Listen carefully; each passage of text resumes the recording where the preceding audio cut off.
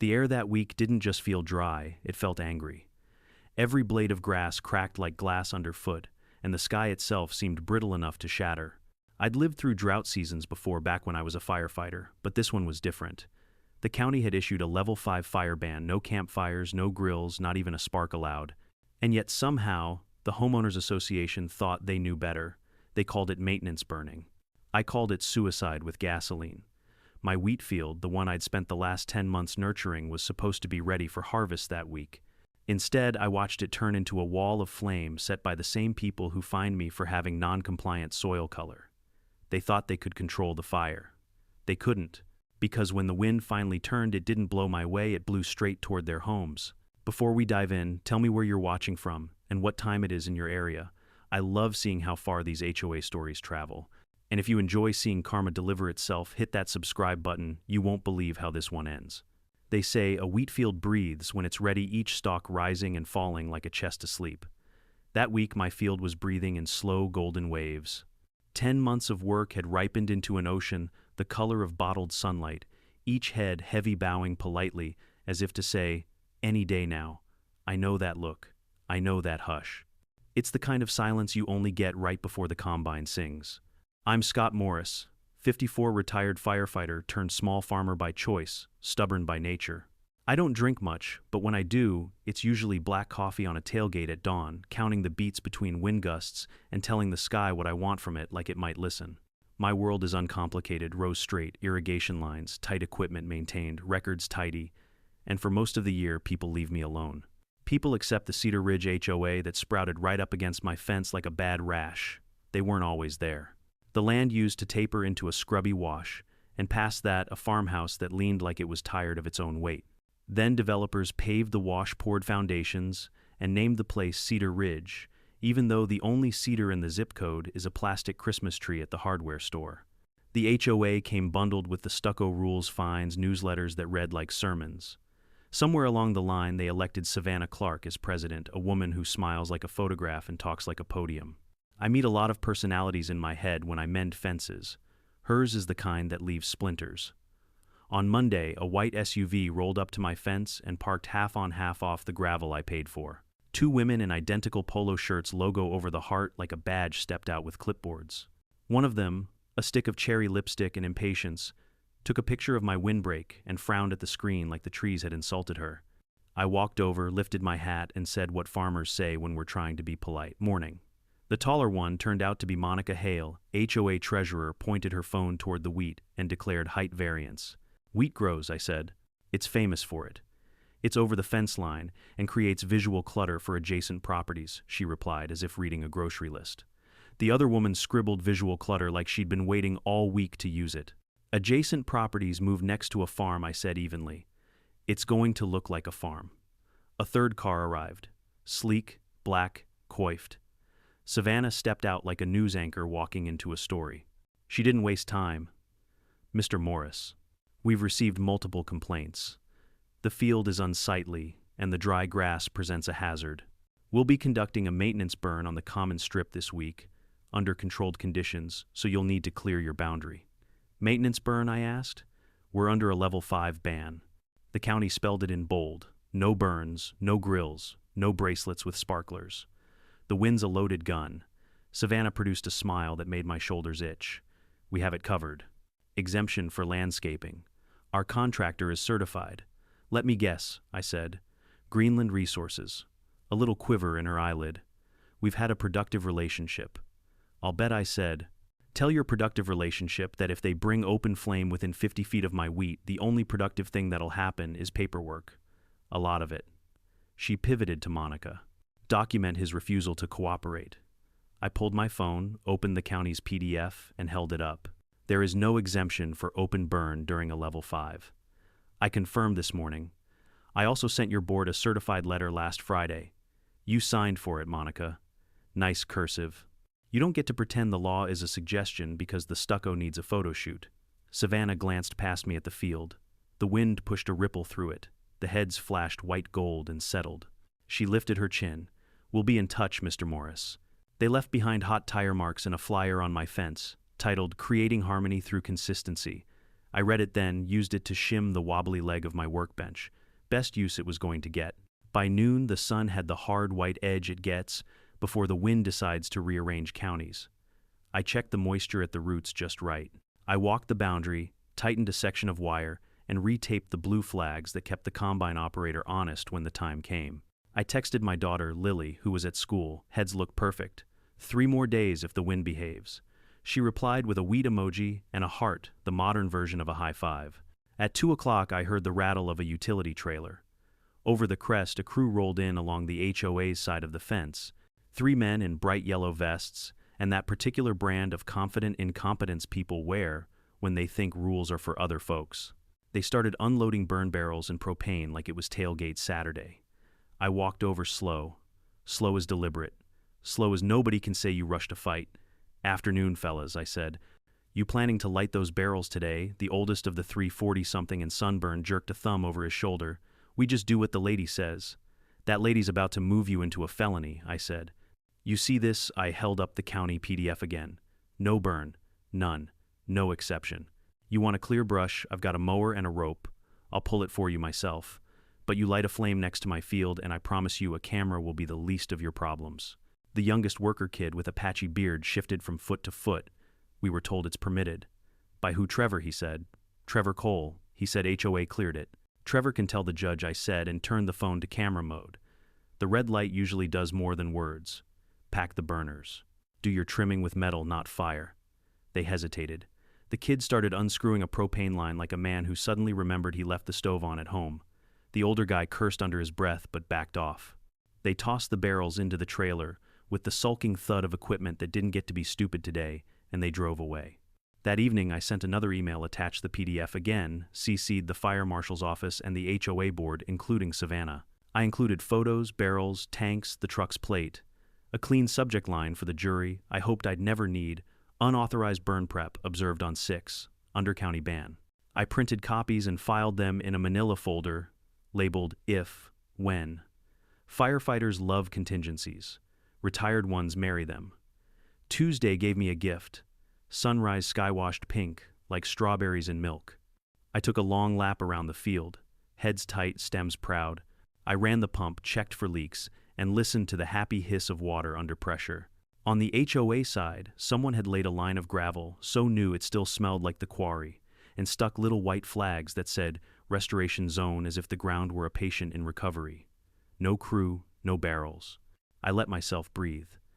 At 10, I drove into town for diesel gloves and a spare belt for the auger because augers snap belts the way Mondays break plans. I was gone 90 minutes. When I turned onto my road, I saw a black scorch at the corner of the common strip 20 feet from my fence, a long oval of cooked weeds and gray ash like a tongue stuck out in mockery. Someone had lit something. Not a bonfire, the pattern didn't match, but a burn. A test. A dare. I parked in the gravel, walked to the fence, and crouched. Heat still radiated through the gravel. I pressed a knuckle to it and hissed, "Recent enough to be stupid, not recent enough for me to find who did it." A line of my drip tubing along the edge was melted into a sad, wrinkled grin. I followed the char into the HOA side and found a squash nozzle half fused to the dirt-cheap plastic, or a regulator someone dropped when the flame coughed. No apology note. No notice on my door. No call. I took photos from 4 angles and a short video narrating the date-time coordinates, wind speed from my little Kestrel, because detail wins fights. Then I called the number on the last violation notice the HOA had taped to my fence, the one about non-compliant soil color. It rang 6 times and dumped me to a voicemail that sounded like it had given up years ago. Savannah didn't answer her cell either. I left a message: "Even calm, Miss Clark. This is Scott Morris. Someone conducted open burn adjacent to my field within the last 2 hours. We're under a level 5. I've documented it and notified the county. Do not light anything again." I hung up and stared at the wheat. The wind stroked it like a cat testing a human's patience. I thought about all the small ways people justify big mistakes. It's cheaper, it's faster, we've always done it, no one will know. Fire doesn't negotiate with any of that. Fire doesn't care if the spreadsheet says you saved 30%. Fire cares about fuel and wind, and both were plentiful. When Lily got home, she found me rewrapping the melted line. She leaned on the gate, trying to read the weather in my face. "Bad, stupid," I said. "Which is worse? Stupid spreads. We should call the sheriff, she said. I already called the county, I answered. If I call the sheriff, the board prints a letter about harassment and hostile neighbors. Paper likes paper. We'll give them more paper. She shook her head. I hate that you have to play chess with people who can't read a weather map. I don't mind chess, I said. I mind people who think the king is a mirror. Night came with a smell I didn't like, hot weeds and plastic that had been too close to a flame. I laid out my turnout bag by the door anyway, goggles, N95 gloves, bandana, a coil of rope, one of my old fire shelters I keep because I am sentimental about the dumbest things. I checked the pump again and ran a test. Pressure was lower than I wanted. The shared line from the county road had been throttled for conservation. I made a note to pull from the holding tank if it came to it. Before bed, I stood by the fence and listened. You can hear trouble a mile away if you let yourself. I didn't hear anything except a dog bark and the hiss of water through PVC and a far-off freeway laying down its endless ribbon of regret. My field breathed. My field waited. I went inside, set my phone face up on the kitchen table, and left the manila folder next to it. On the cover, I wrote 2 words in black marker: if, when. I underlined when. Out the window, a porch light blinked on in Cedar Ridge like a warning or a wink. I couldn't tell. Maybe both. The air had that prickly feeling, the kind that makes the hairs on your arms stand up like the world's antenna is catching a station you don't want to hear. If tomorrow behaved, I'd be in the field at sunrise walking the first test strip with the combine. If tomorrow didn't, well, I'd been in rooms with worse odds than weather and won. But weather isn't a courtroom. Weather doesn't care about your exhibits. Weather, like fire, like arrogance, does exactly what it wants until something stronger tells it no. I switched off the light and told myself it would be fine. I didn't believe myself. Morning arrived without color, the kind of gray dawn that feels like a bruise spreading across the sky. I was up before the sun boots already crunching the gravel when the first light crawled over the ridge. The field looked fine at a distance, still gold, still proud, but the air told a different story. You can smell old smoke long after the flames die. It lingers like a lie that thinks it got away with something. I followed the fence line to where the scorch marks had been the day before. The ash was cooler now, but the ground still held that sickly sweet chemical scent, propane, and melted plastic. Whoever had torched it hadn't even bothered to rake the evidence. They just left it there like I wouldn't notice 20 feet of black in a sea of gold. Arrogance makes people sloppy. I crouched and brushed my fingers over the soil. Fine gray powder drifted off my gloves, caught the wind, and disappeared into the morning haze. There's a moment when anger turns into something sharper focus. That's where I was. I took more photos, set a marker flag, and began measuring distance from the ignition line to my property. 14 feet, 8 inches. Close enough that one gust could have turned it into a tragedy. I filed that number away. When I got back to the house, there was a voicemail blinking on my phone. Mr. Morris, this is Monica Hale from Cedar Ridge. We've received notice of your concerns. Please be aware the HOA is conducting authorized vegetation management to protect the community. Any claims of damage will need to be submitted formally. Her tone was the exact mix of smug and rehearsed I'd come to expect. Authorized. Protect the community. Code words for we did what we wanted and dare you to prove otherwise. I poured coffee black and bitter and wrote the timestamp on a sticky note, 0716 a.m., Monica Hale, admission of burn. Then I forwarded the voicemail to my email so it would live somewhere safe. The trick to fighting bureaucrats is to beat them at their own religion paper. By mid-morning, the wind had changed again. Small gusts rolled in from the south, carrying dry warmth that scraped against the throat. The weather app said humidity was down to 9%. The fire department had upgraded the warning from high to extreme. I couldn't help thinking that if Savannah had half the sense God gave a cactus, she'd have called her contractors off weeks ago.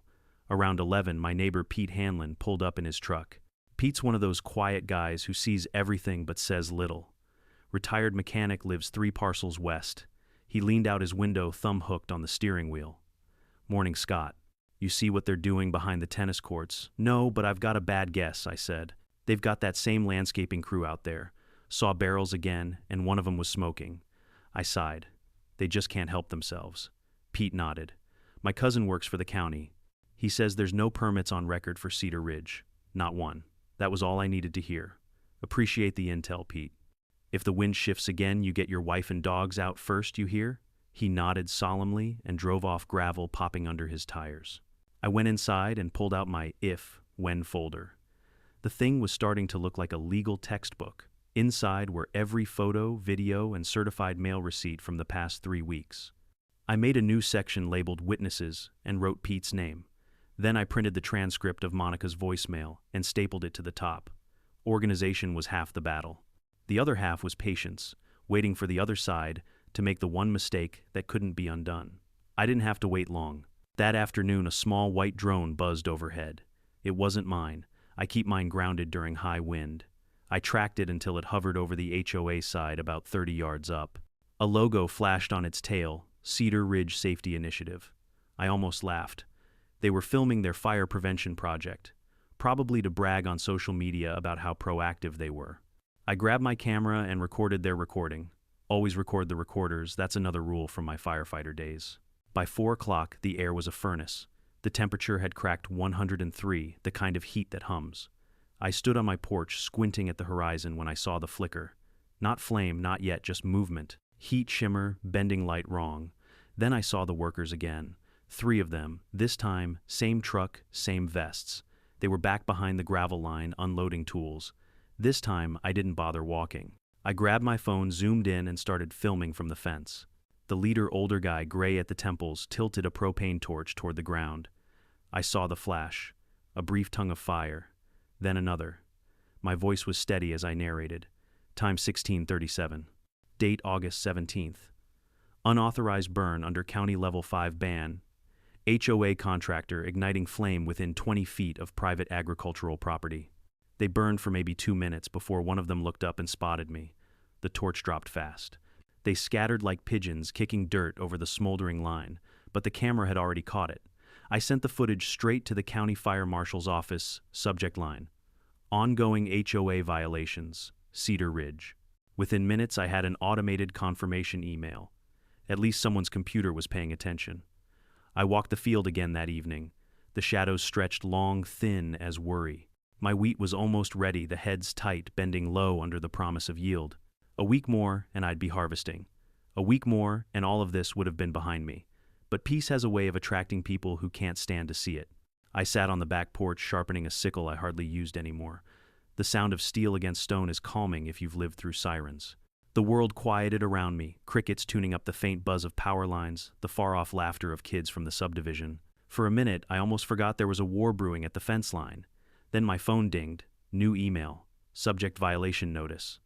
Property code 4.12. From Cedar Ridge, HOA, Mr. Morris. Our records indicate that your property contains overgrown and combustible vegetation in violation of community safety standards. Please address this issue within 48 hours to avoid fines or escalation. Cedar Ridge HOA Safety Committee. I read it twice, then laughed loud enough to scare a crow off the roof. They burned my property and now they were fining me for it. I hit reply.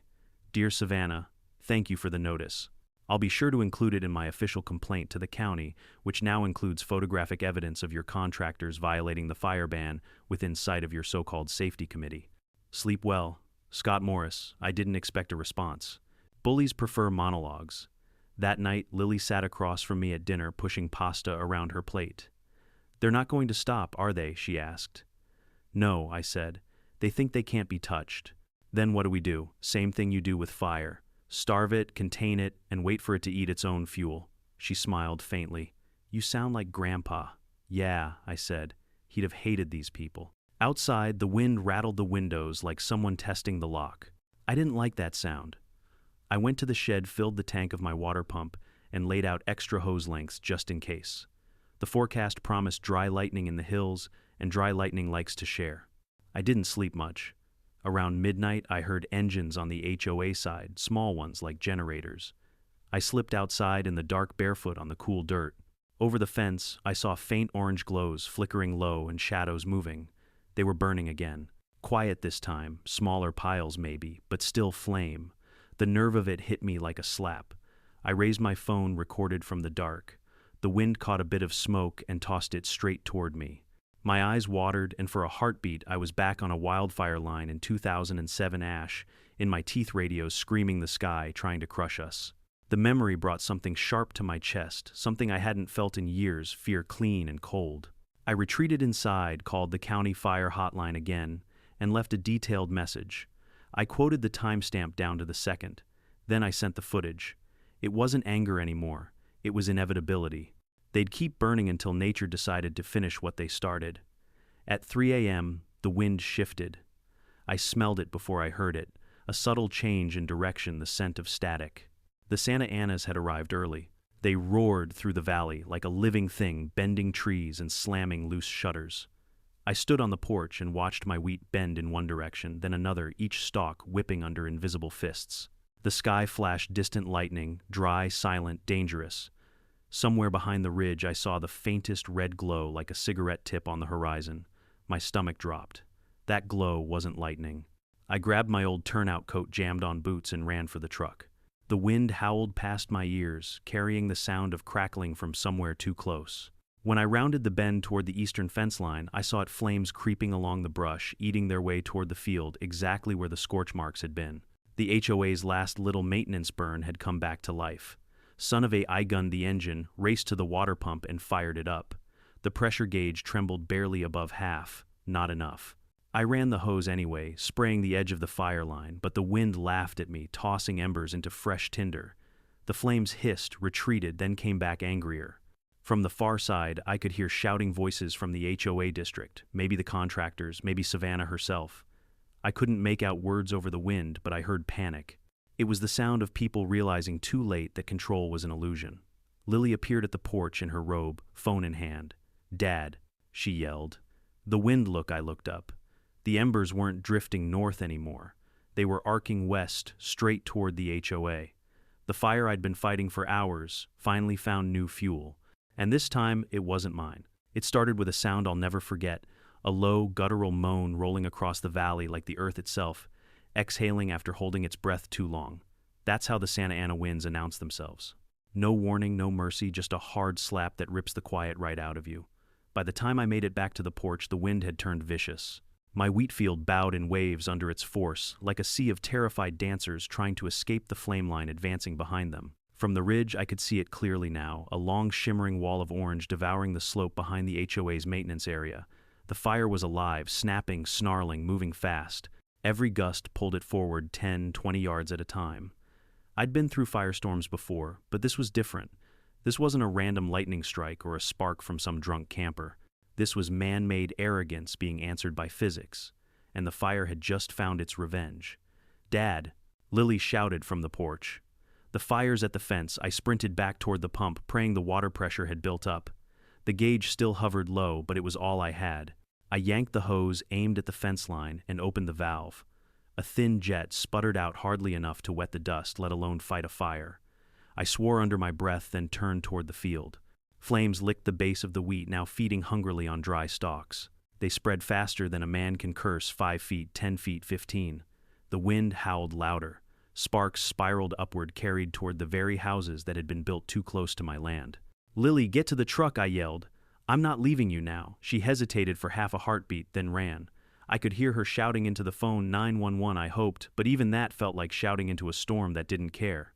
I grabbed a shovel and started digging, creating a break trench where the wheat met the burned grass. It was a hopeless gesture, but I needed something to do, anything to slow it. Sweat poured down my neck, stinging my eyes. My lungs filled with smoke. The wind shifted again, blowing hot ash straight into my face. And then, like some cruel joke, my phone buzzed in my pocket. I ignored it at first, but it kept vibrating. When I finally looked, the caller ID made me laugh. Cedar Ridge HOA office. I almost didn't answer, but some dark curiosity won. "Scott Morris," I rasped. A frantic voice crackled over the wind. "Mr. Morris, this is Savannah Clark. There's a fire spreading from your field. The entire ridges." I cut her off. "You mean your burn pile? The one I told you not to light?" she stammered. "We were trying to control it." "Control," I barked, coughing. "Savannah, the only thing you control now is which way you run." I hung up before she could answer. The phone buzzed again seconds later, but I didn't bother. Behind me, the fire had already breached the trench. I backed away, pulling my coat over my mouth. The field was lost. No point pretending otherwise. All I could do was make sure it didn't reach the house. I ran the hose along the porch and soaked the siding, the deck, the grass. The pump groaned in protest. The air was a blur of sparks and dust, a storm of light and fury. Somewhere behind the roar, I could hear the wail of sirens, still far too far. Then came a new sound: explosions. Not massive but sharp and ugly like gunshots cracking through the night. I turned toward the subdivision and saw them HOA maintenance trucks, the same ones I'd filmed earlier, now burning on the curb. Propane tanks in their beds went off like fireworks. One of them rocketed into the air, trailing sparks before it smashed into a street lamp and blew it out. For a moment the neighborhood vanished behind smoke. Roofs disappeared. Only the glow remained pulsing, like the heartbeat of something monstrous.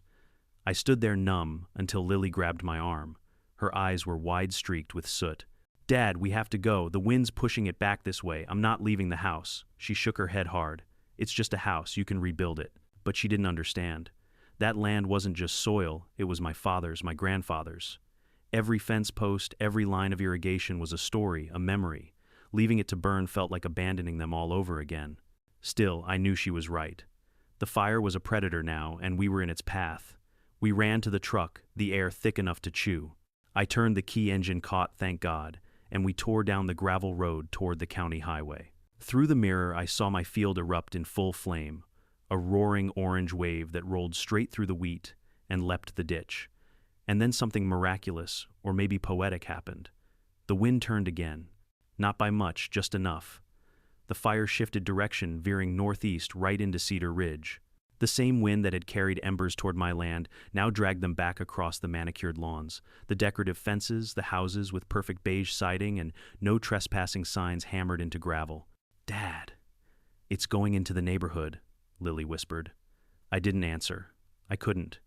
Watching it felt like staring into a dream you didn't want but knew had to happen. We parked by the old irrigation reservoir up the hill and got out, keeping low against the wind.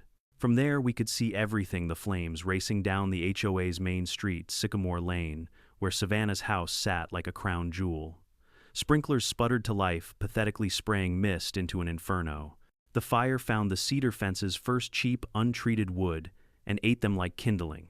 It jumped from yard to yard, igniting synthetic decks and propane grills. One spark landed on a row of SUVs, and within minutes the entire cul-de-sac was a river of fire. I could see silhouettes of people running, some dragging hoses, others clutching pets or boxes. A few cars tried to flee headlights, cutting through smoke, but visibility was gone. The fire had become a moving wall, alive and furious. Savannah herself appeared at one point, recognizable even from a distance by her red blazer, now half torn, half glowing in the light. She was yelling at someone, waving her arms, trying to coordinate as if HOA bylaws could order the fire to comply. But the flames didn't care about her authority. They swallowed her perfect landscaping, her ornamental fountain, her entire illusion of control. I watched as the clubhouse roof caved in sparks, shooting skyward like fireworks on the 4th of July. For a long moment, all I felt was silence inside. Not triumph, not revenge, just silence. Lily touched my hand gently. "Are you okay?" I nodded slowly. "I warned them, Lil. I did everything right. I filed the papers, made the calls, sent the letters. They didn't listen. They never do," she said softly. Down below, the fire engines finally arrived, sirens howling through smoke. Crews jumped out, dragging hoses, shouting commands. Water hissed against the blaze, but most of it turned to steam before it hit the flames. The wind was too strong, the heat too fierce. I saw one firefighter stumble near a hydrant and recognized the shape of his helmet, the same design I'd worn 20 years ago. For a heartbeat, I almost ran down to help, but Lily stopped me. "Dad, you've done enough." She was right again. We stayed there until the horizon started to dim. The sky, once orange, faded into a sick gray blue. The fire began to lose its fury, eating what fuel it had left. What used to be Cedar Ridge was now a sprawl of blackened outlines. Only chimneys remained pointing upward like accusations. When the last flare died, the valley went utterly still. No wind, no sound, just the smell, the thick, choking reminder of what pride costs. Lily leaned her head on my shoulder. "It's over," she whispered. "Not yet," I said. "They'll still try to blame us." She looked up. "But you have proof." "Proof doesn't always matter," I said quietly. "But this time, maybe it will." As we drove back toward the house, the first droplets of rain began to fall, tiny, warm, almost apologetic. The storm that could have saved everything came too late, as it always does. It hissed against the cooling ashes, little puffs of steam rising where drops met ruin. When we pulled into the driveway, the front yard was coated in soot, but the house stood. The pump still ran, stubborn as its owner. The air smelled of smoke and metal, and something faintly sweet, the strange perfume of burned wheat. Lily stepped out and stared toward the ridge, where faint lights from the fire crews blinked through the mist.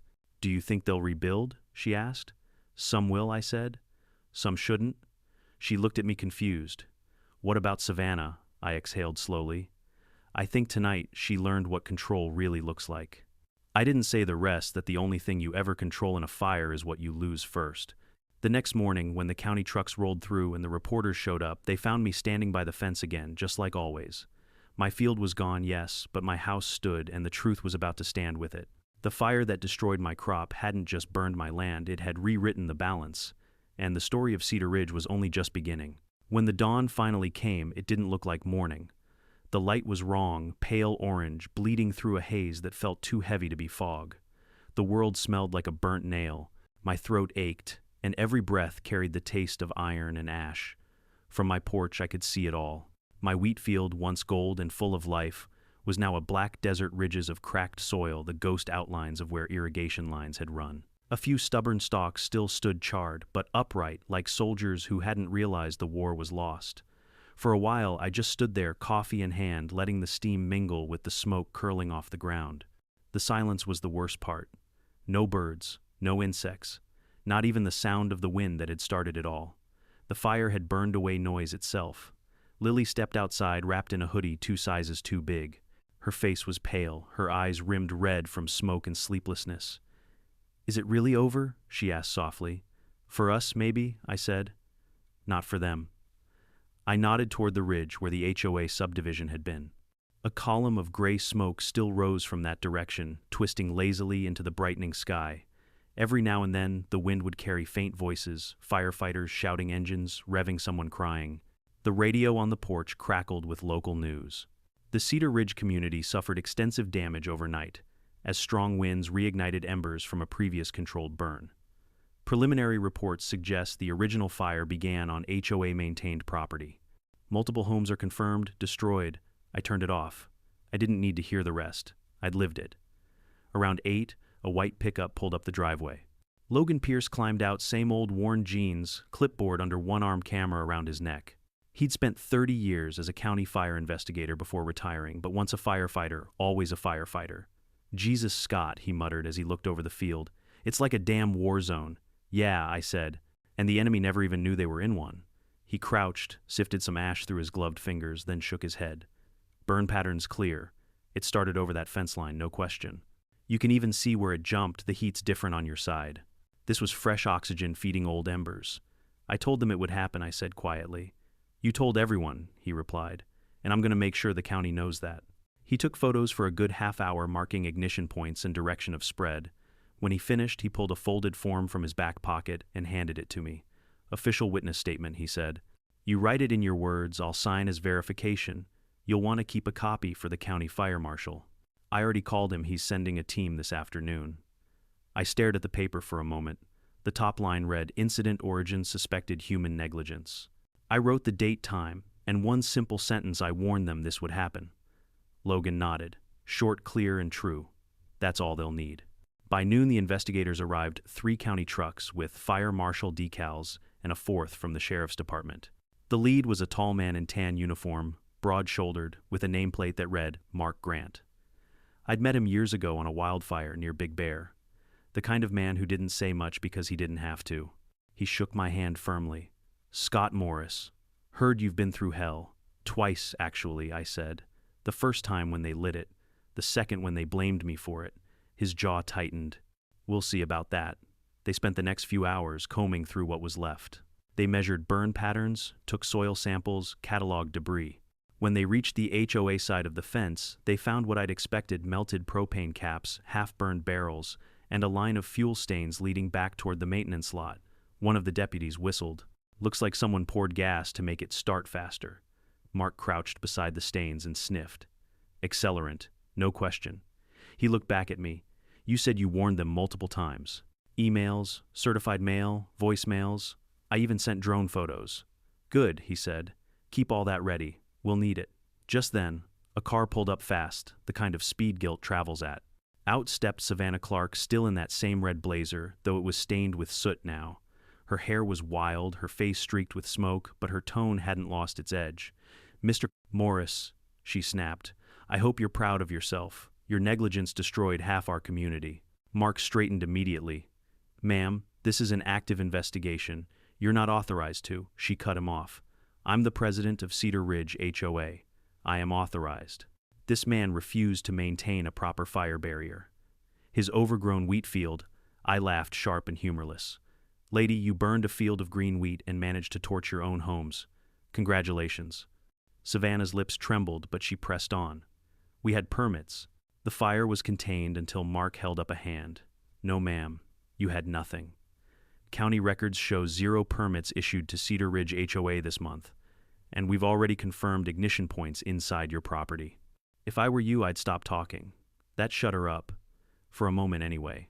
I turned away before my temper got the better of me. The last thing I needed was to be the headline that distracted from the truth. By evening, news vans lined the highway. Reporters with perfect hair pointed microphones at the smoldering remains of Cedar Ridge, narrating phrases like community tragedy and unforeseen disaster. None of them said what really mattered, that it was all preventable. Logan found me leaning on my truck, staring at the black horizon. Words spreading fast, he said. The story's already on Channel 7. They're calling it the HOA Firestorm. Catchy, I muttered. Almost sounds like a bad movie. Except this one's got evidence, he said, handing me a flash drive. Drone footage from one of the neighbors. Caught the crew lighting up last week. You can even see Savannah's car parked right there. I took the drive, turned it over in my hand. It felt heavier than metal should. You think the county will actually charge them? Oh, they will, Logan said. Between the burn ban, property damage, and reckless endangerment, they're cooked. The only question is, how high up it goes. I nodded, staring back toward the ridge where the HOA's houses once stood. The smoke was thinner, now curling like whispers against the setting sun.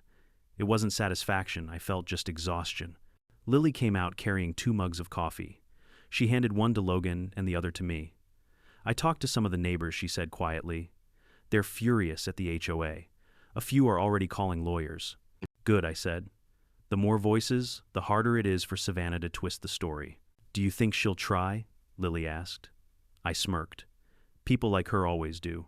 They'd rather rebuild the lie than face the ashes. That night, the investigators wrapped up their work. Mark Grant approached me before leaving. Scott, he said, we'll file the preliminary report tomorrow. You'll get a copy, but between us, it's clear cut. The HOA violated county law, started the fire, and then failed to contain it. They're liable for everything that burned, including your field. I nodded slowly. Appreciate it, Mark. He hesitated a second, then added, you did everything right, you know. Some folks would have taken matters into their own hands. Yeah, I said, glancing toward the black horizon. And that's the difference between revenge and justice. One burns fast, the other burns long. When the trucks pulled away, the night grew quiet again. I sat on the porch with Lily, neither of us speaking for a while. The sky above was streaked red and gray, and the faint smell of smoke clung to everything, the kind of smell that lingers in your clothes no matter how many times you wash them. Finally, Lily broke the silence. What now? I took a long sip of coffee, feeling the heat steady my hands. Now we make sure the truth doesn't burn out with the fire. Think they'll ever apologize? She asked. I chuckled. Savannah. She'd rather set herself on fire than admit she's wrong. We sat there until the stars came out, tiny pinpricks of clean light above a dirty world. I thought about my father and how he used to say every fire has 2 sides, the one that destroys and the one that clears the way for something new. Maybe he was right. Maybe the land, like people, sometimes needed to burn before it could grow again. As the last of the smoke faded into the night, I looked out over the blackened field and whispered, "You'll grow back, stronger this time." Behind me, the phone buzzed. A new message from an unknown number. Subject: legal notice pending. Sender: Cedar Ridge HOA Legal Counsel. I smiled. The war wasn't over yet, but for the first time I knew which side the wind was on. By the next morning, Cedar Ridge was swarming with uniforms, clipboards, and cameras. County fire marshals in yellow vests walked every inch of the burned perimeter, marking ignition points with red flags that looked almost cheerful against the black ash. Deputies from the sheriff's office stood at the cul-de-sacs, keeping curious residents back behind tape. Every few minutes, a drone hummed overhead, scanning the wreckage from above. From my side of the fence, I watched it all unfold, like a man studying a battlefield he hadn't meant to win. The news vans had multiplied overnight. They lined the street like vultures, logos from KCN News, Fox 13, even Channel 8 Sacramento, all broadcasting the same looping footage: burned houses, melted cars, and my name scrolling across the bottom of the screen, in white letters. Local. Farmer claims HOA ignored fire ban before blaze. Lily brought me a print copy of the Maple County Chronicle, still smelling of fresh ink. The headline hit me like a hammer. Cedar Ridge HOA, under investigation. After unauthorized burn triggers wildfire. Underneath it, a photo showed the ruins of Savannah Clark's prized house chimney still standing, her once white Tesla melted into an unrecognizable puddle of aluminum and glass. I traced the edge of the picture with my finger. Justice didn't always come fast, but sometimes when the wind was right, it came hard. At 9 sharp, Mark Grant from the fire marshal's office pulled up again, this time with 2 investigators and a county records officer. He waved from the truck. "Morning, Scott. You got a minute?" "Always do," I said, stepping off the porch. He handed me a thick folder. "We finished the preliminary analysis. Wanted you to see it first." I opened it carefully. Inside were photos of burn progression, ignition mapping, and a 1-page summary stamped confidential in bold red. Primary cause, open flame ignition, originating within HOA-maintained property along east boundary line. Secondary acceleration due to unapproved use of propane and diesel accelerants. Violation of County Ordinance 142.6, burn ban enforcement. Responsible entity Cedar Ridge Homeowners Association, represented by President Savannah Clark. I exhaled. "That's it then," Mark nodded. "It's enough to trigger civil and potentially criminal charges. The county attorney's already reviewing, and they know I filed the warnings. Oh, they know. Your email chain's attached as Exhibit A," he smirked. "You document like a lawyer, Scott. Most folks just yell and hope someone listens." I chuckled. "Fire taught me 2 things. Respect for rules and the patience to let stupidity burn itself out." He grinned. "You're about to see both pay off." Behind us, a county photographer snapped pictures of the melted HOA signage that once read Cedar Ridge Community, a harmony of living. Now it just said Cedar Ridge, a harm. Before the letters warped into blackened plastic, somehow that felt perfect. By noon, Savannah herself appeared again, this time flanked by 2 lawyers in crisp gray suits and a public relations consultant who looked like she'd stepped out of a commercial for bottled water. They didn't look at me when they passed. One of the attorneys was on the phone barking something about mitigating liability exposure. Savannah's eyes caught mine for half a second, and I could see it, the brittle mix of fury and fear. The realization that her title didn't mean a damn thing anymore. Later that afternoon, I got a call from an unfamiliar number. "Mr. Morris, this is Detective James O'Donnell with Maple County Sheriff's Arson Task Force. You got a minute, depends who you're calling for." "For yourself," he said evenly. "We'd like to schedule a statement regarding the HOA incident. Not as a suspect, relax, but as the complainant." I agreed to meet him at the county building the next day. Before hanging up, he added, "Bring copies of everything you filed before the fire, emails, photos, certified receipts. We'll want originals too." "Don't worry," I said. I've been preparing for this day since the first burn barrel showed up. That evening, the neighborhood was ghostly quiet. No laughter, no dogs barking, no cars passing. The air still carried the sour tang of burnt vinyl. Across the road, a few surviving residents shuffled through debris, wearing N95 masks and disbelief. I watched one man, a young father, pull a half-melted bicycle from the rubble of his garage. He turned it over in his hands, the handlebars sagging like wilted flowers. His wife just stood beside him, holding their daughter, both staring as if trying to convince themselves it wasn't real. Lily stood next to me on the porch, arms crossed. "They didn't deserve this," she murmured. "No," I said softly, "but they followed the people who did." She frowned. "Do you think Savannah will ever admit fault?" "She'll admit nothing until her lawyer tells her it's billable." The next morning I arrived at the sheriff's office right on time. Detective O'Donnell was a stocky man with the calm voice of someone who'd heard every lie known to mankind. He led me into a conference room, set down a recorder, and hit the button. "Mr. Morris, for the record, please confirm your role in the events of August 17th. I'm the property owner adjacent to Cedar Ridge HOA. My wheat field borders their eastern maintenance area. I filed 2 written complaints and 3 emails warning about open burning during a county fire ban." He nodded. "And these are the copies." I slid a folder across the table, chronological with tracking numbers. He flipped through the papers slowly, his eyes narrowing. "You even attached the fire marshal's bulletin from that week. That's good. That's airtight. I learned from my old job. I used to run suppression teams back in the day. Knew what a burn ban means." "Yeah, I saw that on your file," he said. "Firefighter. Explains a lot." He paused, then added quietly, "You're not going to like this part, but I need to ask. The HOA's attorney is claiming your field contributed to the spread of the fire, lack of defensible space, overgrown brush, that sort of thing." I smiled thinly. My field was green wheat, not brush. It had irrigation lines running that day. They can spin whatever story they want, but I've got satellite data showing soil moisture. You can't ignite something that's alive and wet. He nodded approvingly. "Good answer. You'll be fine." He closed the folder and leaned back. "We've interviewed 5 witnesses already, neighbors, contractors, even a landscaper who worked under the HOA. One of them mentioned Savannah ordered her crew to speed up cleanup before the inspectors come snooping. Does that sound right to you?" "It sounds exactly right," I said. "And she didn't mean inspectors, she meant me." O'Donnell cracked a grin. "Guess she got her inspection anyway." 2 days later, the county issued its official press release. It hit the news like a thunderclap. Maple County Fire Investigation finds HOA at fault in 1200-acre blaze. Officials have determined that the Cedar Ridge Homeowners Association violated multiple county fire regulations by conducting unauthorized burns during an NEPC active Level 5 fire ban. The association faces potential charges of gross negligence, property destruction, and violation of emergency safety orders.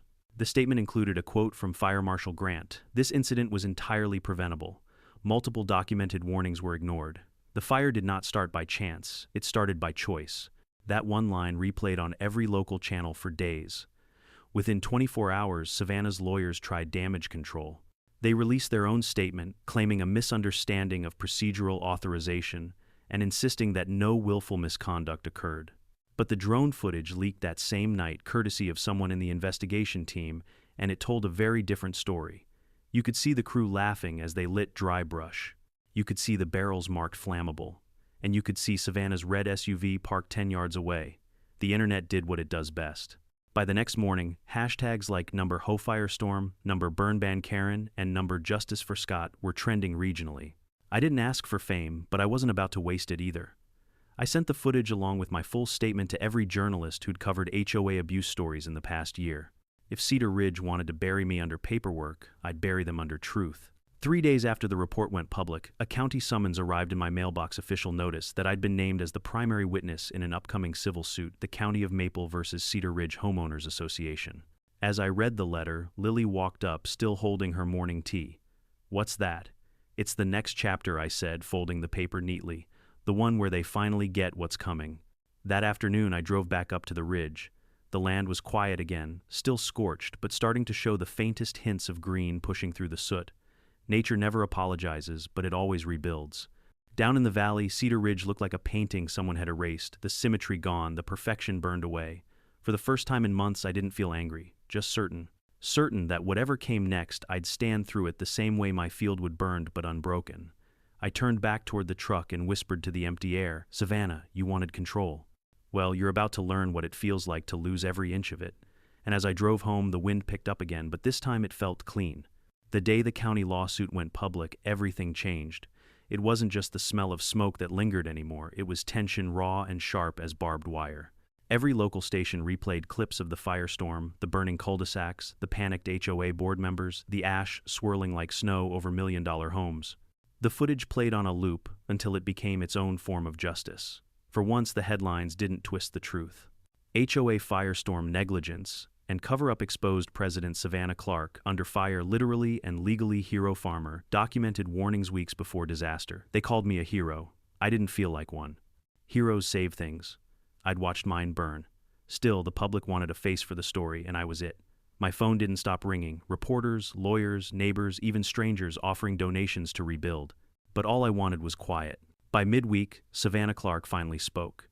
She stood in front of the charred remains of the HOA clubhouse, wearing a black dress and a face that had forgotten how to fake confidence. Cameras flashed. Her voice trembled only slightly as she read from her prepared statement. "Our hearts go out to the families affected by this tragic incident. We deeply regret the damage caused by this unforeseeable accident. The Cedar Ridge Homeowners Association acted with the best intentions and within our understanding of county safety procedures." That was as far as I got before turning off the TV. Unforeseeable accident. Best intentions. The same hollow phrases bureaucrats always use when they were cornered. Outside, the late summer sun beat down hard enough to make the air shimmer. I was mending a section of melted fence when a car pulled into the drive, a Silver County sedan, clean official, and carrying a man with purpose written all over his posture. He stepped out and extended a hand. "Mr. Morris Detective James O'Donnell Arson Task Force. We met briefly last week." I wiped my hands and shook his. "You found something." He nodded. "More than something." We walked the fence line together, as he explained.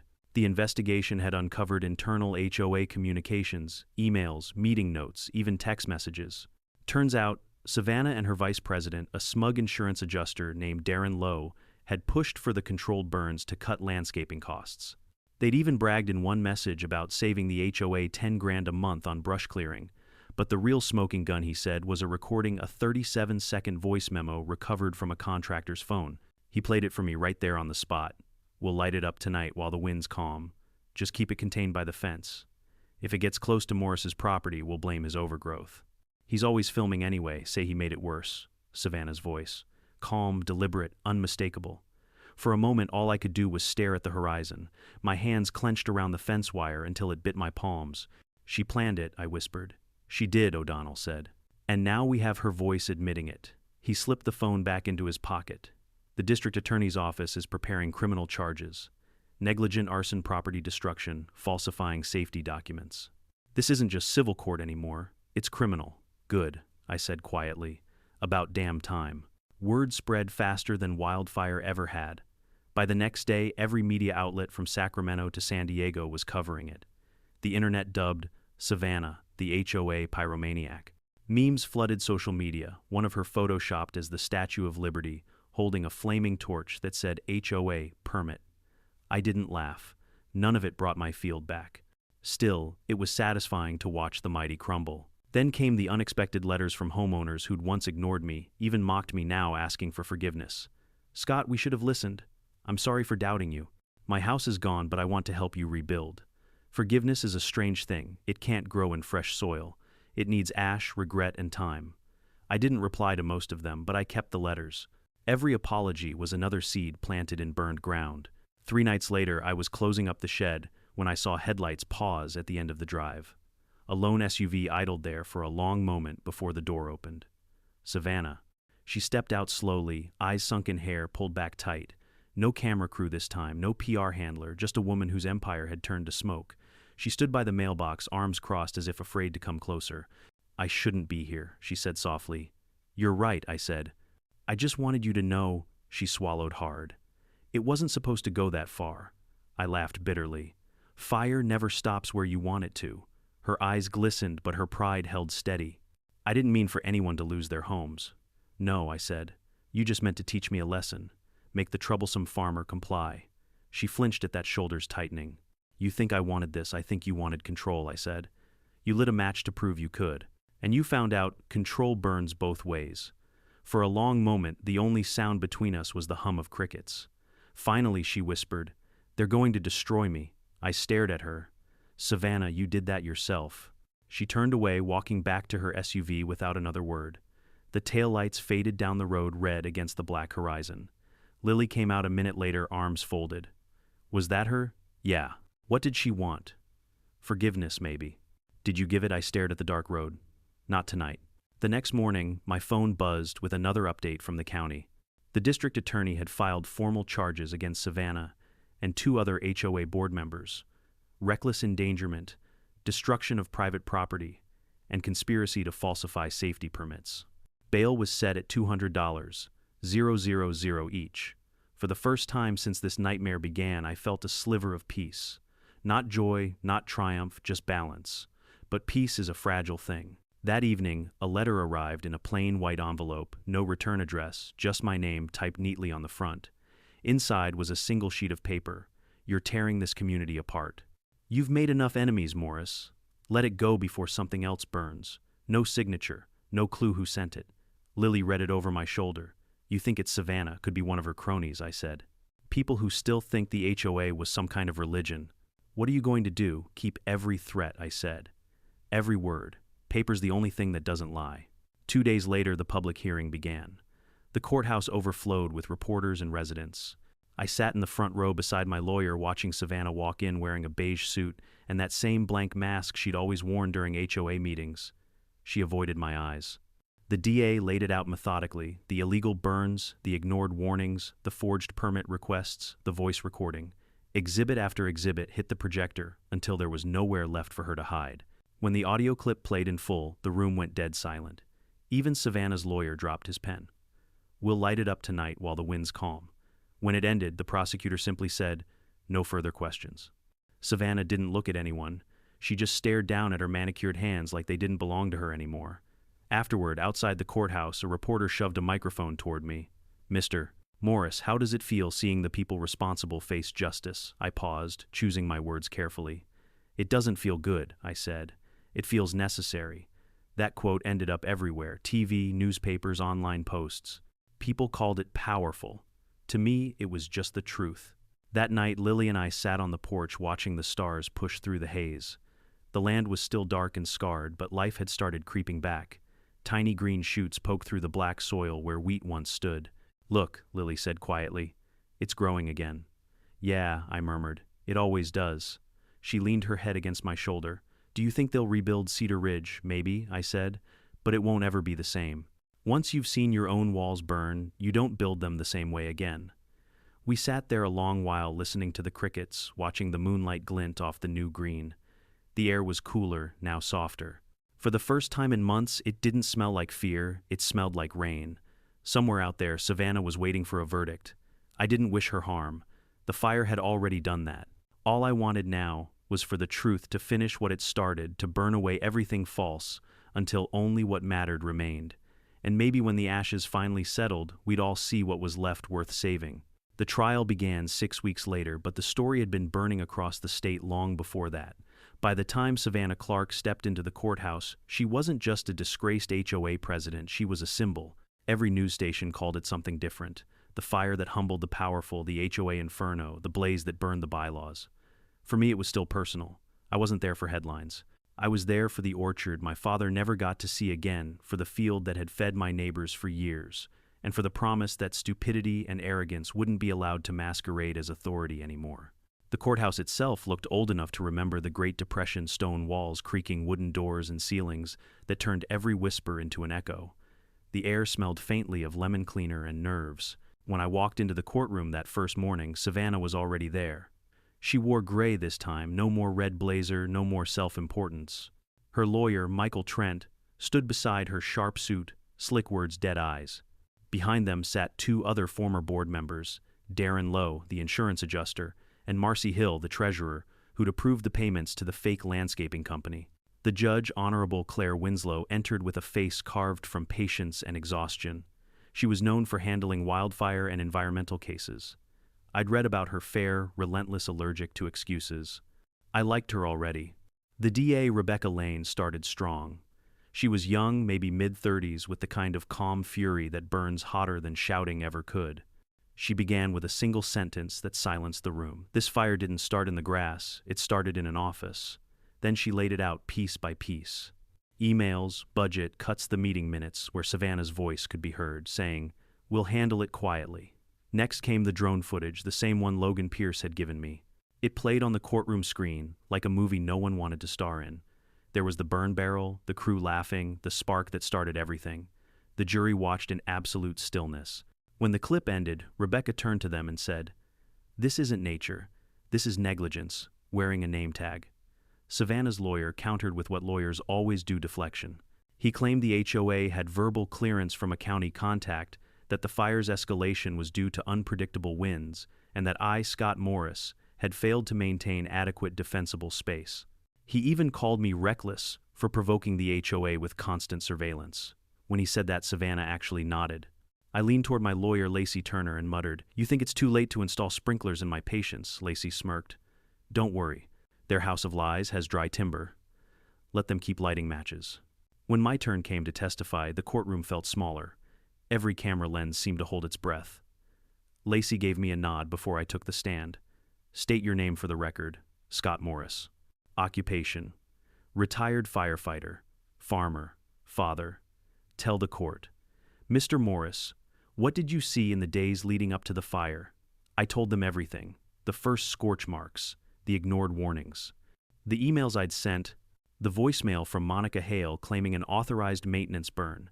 I explained the wind patterns, the moisture levels in my field, the way the flames jumped because of dry brush the HOA had refused to clear. Then Lacey played the voicemail Savannah had left that night, the one where she accused me of negligence while the fire was still spreading. The jury's faces hardened as they listened to her, words echo through the room. "Your field's on fire, Mr. Morris. You need to take responsibility." When it ended, Lacey asked, "How did that make you feel?" I paused, like watching someone crash your car, then hand you the bill. There was a faint chuckle from the back row, quickly silenced by the judge's gavel. Lacey smiled slightly. No further questions.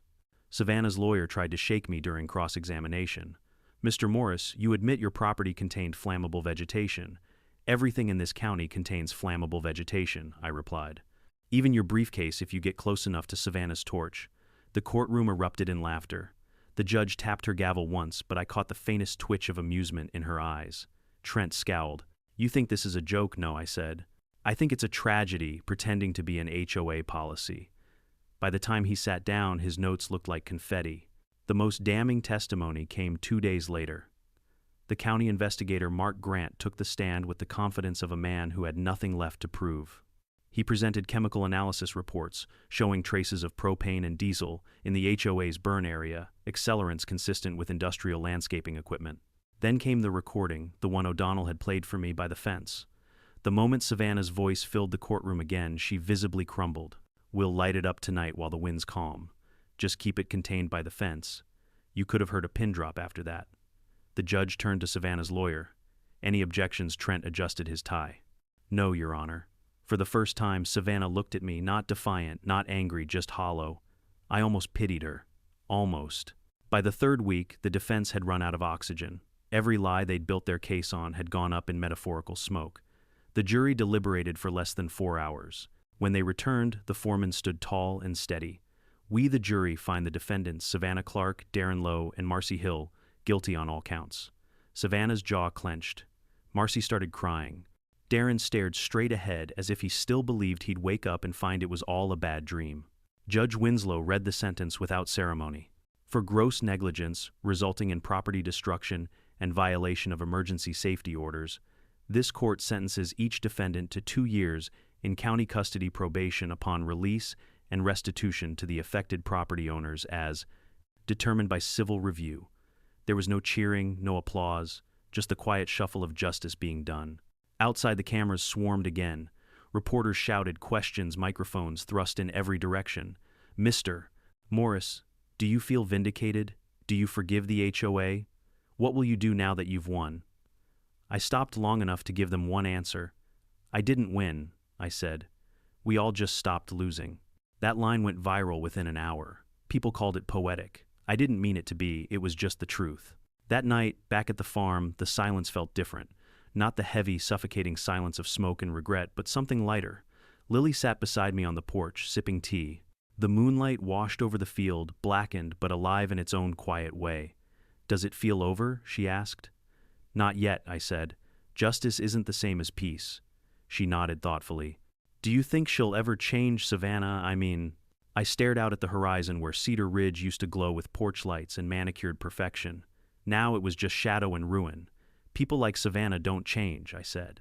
"They just fade until no one remembers what they were fighting for." Lily leaned against my shoulder. "And you? What'll you do now?" I smiled faintly. "Rebuild. But slower this time. Fireproof, maybe. And not just the buildings." She smiled too, and for the first time in months, I heard her laugh soft and real. Above us, the night was clear. No haze, no smoke. Just stars, honest and distant, like reminders that everything eventually burns away except what truly matters.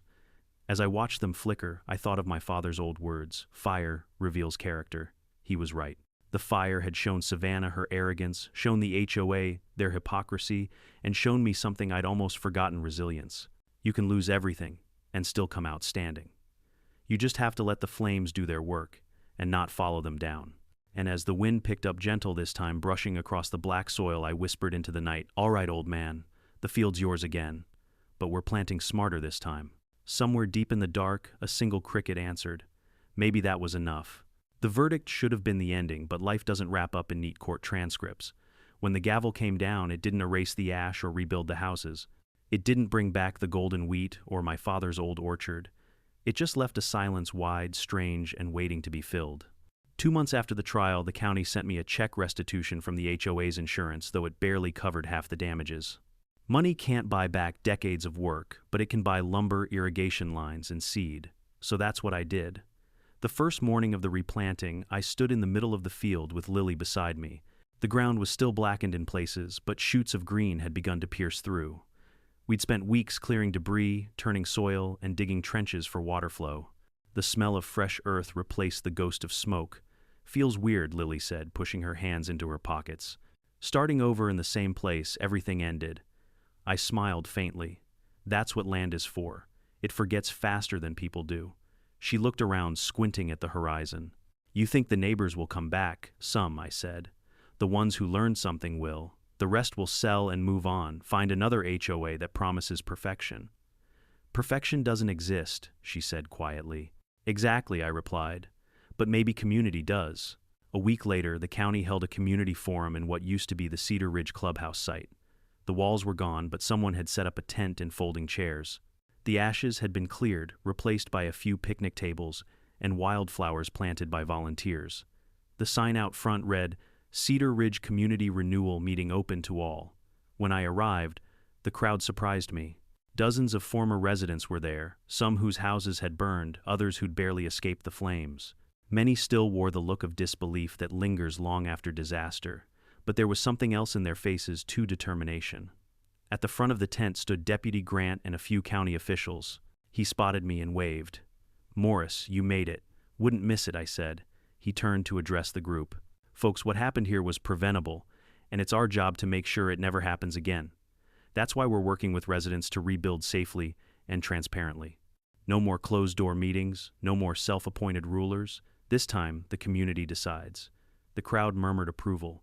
Someone raised a hand, a woman in her 50s, soot-stained jacket, sharp eyes. "Does that mean no more HOA?" Grant smiled. "That's up to you.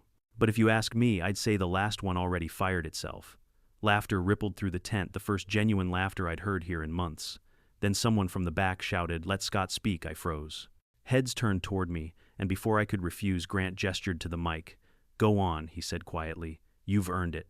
I stepped forward slowly, heart pounding. Public speaking had never been my thing. I preferred tools to microphones, but sometimes the truth deserves a voice. "I'm not a politician," I began, "and I sure as hell ain't a leader. I'm just a guy who spent 20 years fighting fires and another 20 trying to keep one from starting. I did everything by the book. Filed reports, sent letters, raised alarms. But nobody listened until the smoke hit their porch." A few people nodded grimly. I don't say that to gloat.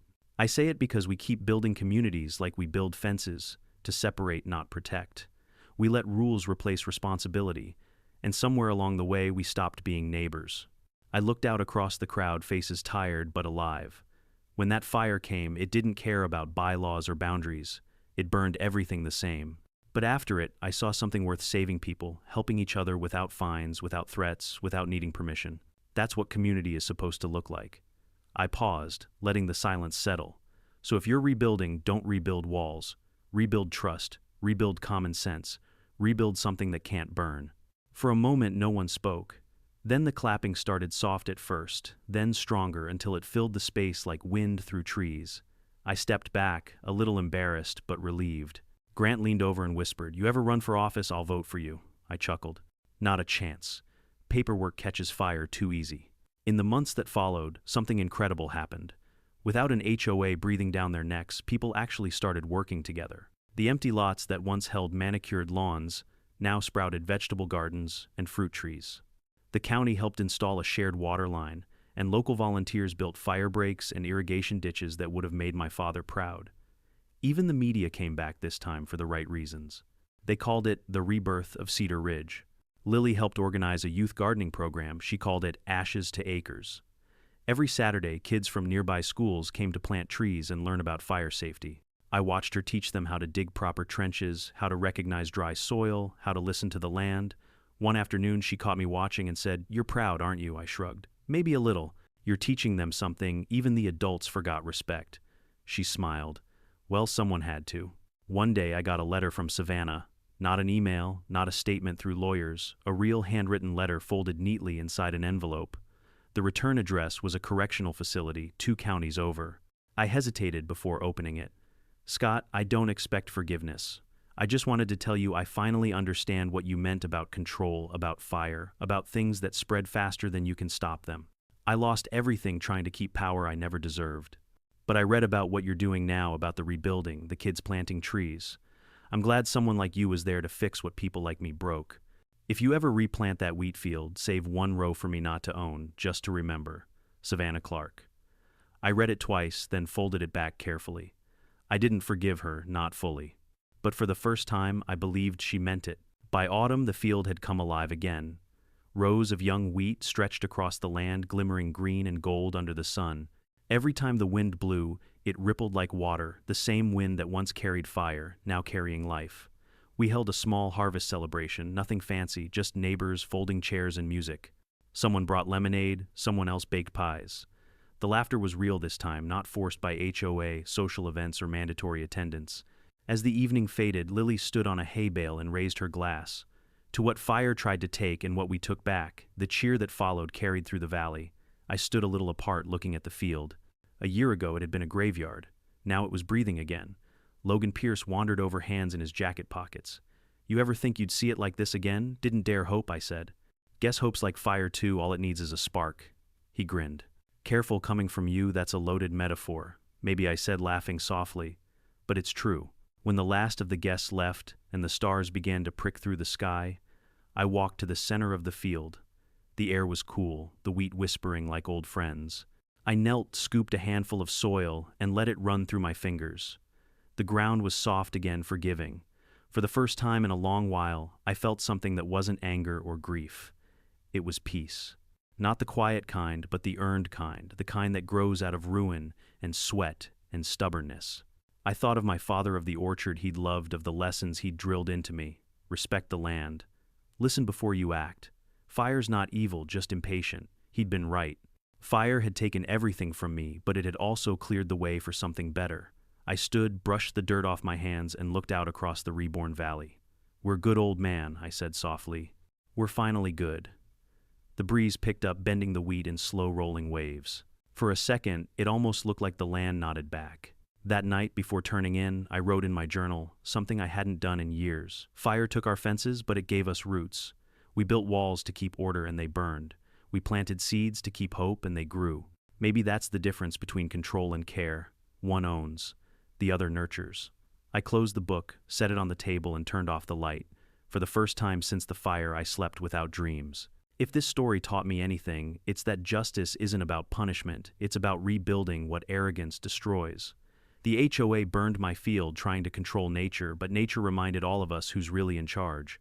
The lesson: don't let power make you forget your place in the world. Fire doesn't care about titles, and truth doesn't care about excuses. We all get burned eventually. What matters is what you grow from the ashes. If you've made it this far, tell me where you're watching from, and drop A in the comments if you believe karma always finds its way. Don't forget to subscribe. The next story might just start with a spark.